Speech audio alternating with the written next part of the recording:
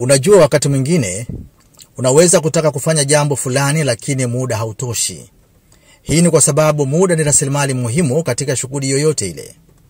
Ndio maana wachumi wakasema time is a factor. Siku ina saa 24, haiongezeki.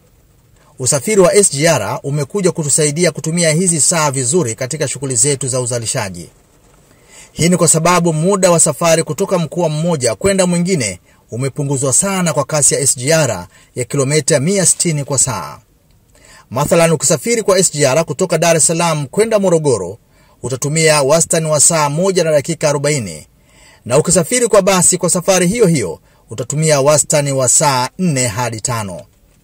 Ukisafiri kutoka Dar es Salaam kwenda Dodoma kwa SGR utatumia muda wa saa 3:30, na kwa safari hiyo hiyo kwa basi utatumia muda wa saa 8 hadi 9. Kwa muktadha huo, SGR imepunguza muda wa safari kutoka mkoa mmoja kwenda mwingine. Hii ina maana kubwa sana kiuchumi kwa kutambua muda ni rasilimali muhimu katika shughuli yoyote. SGR imepunguza muda wa safari kutoka Dar hadi Dodoma kwa wastani wa saa 6. Hizo saa 6 ziweke katika shughuli zako za uzalishaji, ukizingatia usafiri wa SGR hauchoshi. Usafiri wa SGR kwa namna moja au nyingine unachangia ukuaji wa uchumi kwa mtu mmoja mmoja na taifa kwa ujumla. Mfano, mpaka sasa SGR imesafirisha abiria zaidi ya milioni 2.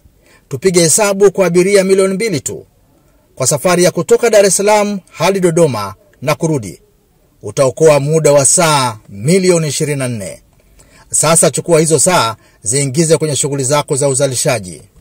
Wachumi watanisaidia zimechangia kwenye uchumi wa nchi kwa kiasi gani? Kwa hakika SGR ni mkombozi.